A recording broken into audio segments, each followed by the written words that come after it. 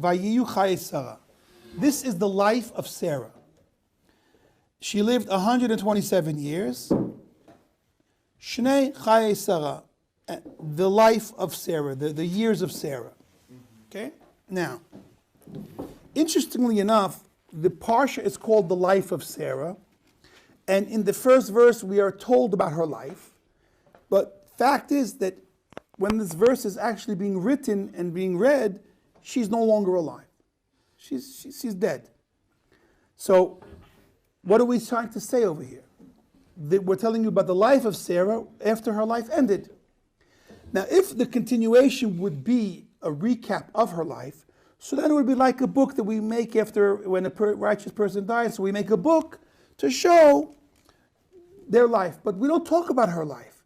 We get right on with just the story goes on without her. So the fact that we're calling this parsha the life of Sarah, and this first verse mentions her life, it's not really connected with the content that we're going to discuss. So that begs a question: why are we calling it the life of Sarah? Another thing is there's a repetitiveness. We repeat her life. We say that this is the life of Sarah, and then this was the years of her life. We mention her life twice in the verse. This is brought up by some other rabbis, and even the Midrash mentions the repetitiveness of the idea of mentioning her life twice. Okay? The third thing I want to point out to you, which is it's a very unique type of point. After noticing it myself, I saw it in some of the earlier rabbis, the Chida, one of the great Sephardi poskim and Kabbalists and Jewish leaders, he mentioned this in his Sefer Pnei David. The word Vayihiyu is in fact a palindrome, which means it's read both forward and backwards. Very interesting point that I noticed. And that the same way that we have a very famous idea from the word venasnu, in Sephardi language it's venatanu, and it's talked about with giving charity. Venatanu is also read both ways. Over there they mention what's the implication of being read both ways. The one who gives charity receives back more than he gives, because it's read both ways. You think you're giving, you're getting when you give. That's the lesson there. And I want to try to appreciate over here the lesson that the word introducing the life of Sarah, which is repeated twice, is written both ways, so it fits beautifully. Once read this way and once read backwards. So now, what does all this equal? So, in my opinion, Hashem should help. I want to say that it equals this. Sarah was a righteous person. She was a tzaddiket. And she's the first Jewish person that we're being told of her passing.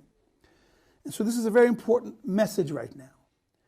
People could come into the world, like we've mentioned, and think that we've come to this world, and life is all about this world. And not realize, and even if they knew, they could forget, that life in this world is really a part one of a two-part series. There's this world and the next world. So this world is only half the story. And if you forget that this world is only half the story and you think it's the entire story, you are going to misunderstand what this world is about. You can only understand what this world is in its proper context. If I understand that this world is only phase one, part one of a two-world experience, so then I'll be able to put it all in the right perspective. But if I think it's just this world and that's it, then I can become very misguided. For example, let's look at a person. If I look at myself in the mirror and only see my body and think that all I am is my body, so then I can have one idea of what I am and what I need and what I should be trying to accomplish. But if I understand that I'm body and soul, even though I can't see the soul, that I have a body and a soul, then I will begin to look at myself entirely a different way and understand that I might need entirely different things. So when I have the full picture of what I am, then I also have a different perspective on the life I'm going to live and that I need to live and that I also want to live. So again, it's beautiful. When I understand that there are two worlds, so then I see a picture that will guide me in a certain direction. If I see only one world, it'll be a different direction. When I see that there are two parts to me, body and soul, then I will also have a different direction and different goals than if I only look at body. I'll have only I'll only have focusing on that. For example, I'll take one of the obvious analogies that everyone will understand. If I'm only a body, as I see in the mirror, then I'll put all my energy to take care of my body. I'll feed my body. I will try to make my body look good. I will go to the gym. I'll work out. I'll be working on building this perfect body and feeding only the body, ignoring my soul, because I don't even know I have a soul. But once I know I have a soul, so then I'll say, wait a minute, there are some options now. I have a body and a soul. So what does my soul need? It's a whole new world of thought. What is my soul? Does my soul need anything? What does it need? How do I feed my soul? And then we'll understand that really the body is like a suit. Just like I put on a suit, and obviously I am more important than the suit that I wear. I could get a new suit. I can't get a new me. So too, my soul is really my essence, and my body is like a suit. I wear it for a long time, but it is, at the end of the day, only an external suit. My soul is who and what I really am. That'll transform my goals and transform my life into a different life, a much better life. And that's what we have to understand here. When a person comes into the world, this is a message for everyone. When a person comes into this world, he's given a life to live. And he will live that life based on what he understands and what he thinks is what's worthwhile for him to invest in. Nobody purposely wastes their time and invests into the companies that are all going bankrupt. There is no businessman that's going to run around and invest into every bankrupt company because he wants to lose his money.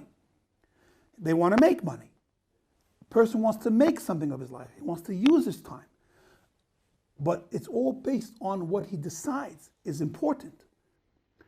So if a person has the wrong picture of this world, so he will decide what's important, and he could be wrong. So imagine a person makes his decisions of what he's going to live for. He wants to be a millionaire. He wants a lot of companionship. He wants whatever he wants. And he's going to live a life in pursuit of that. Whether he gets it or not is going to be up to different circumstances. But he at least could say at the end of his life, I lived a life worth living. I tried. At least I tried.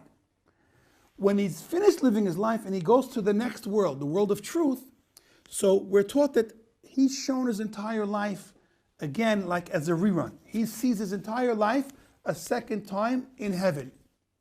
In his day of judgment, what's the difference between the life he lived and the life he's shown in heaven, Shemayim? What's the difference? Perspective. The life a person lives is based on what he understands and what he values. The life he's shown as a repeat of his life will be shown from the perspective of truth. So he lives his life once through his perspective, which could be false, and once from a perspective of truth. So now let's look at the verse again. Vayiyu Chayei Sarah. And this was the life of Sarah. But Vayiyu is read twice. It can be read forward and backwards. Why? Because Sarah lived the life based on her perspective, based on what she valued, based on what she thought will give her something worth living for. Everyone chooses to live. No one chooses to die. So she lived. And she has that life that she finished when she died at 127 years old. Now she's in heaven. And she gets to see her life again from a perspective of truth on her day of judgment. So the question is, in her case, what kind of life was her first life and what kind of life was her second life?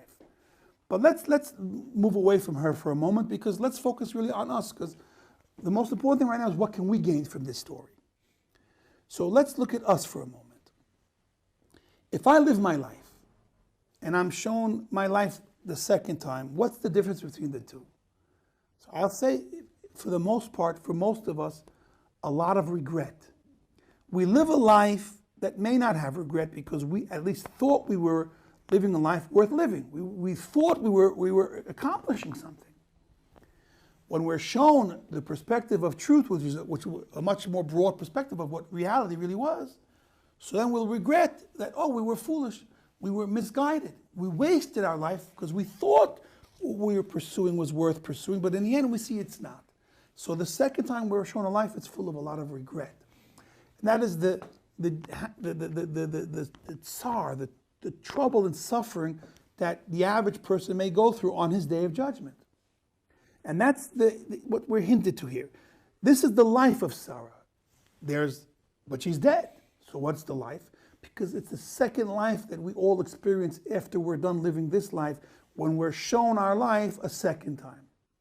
For the average person, he's going to be shown, sometimes he gets it right, sometimes he gets it wrong. Sometimes there's mistakes, sometimes not.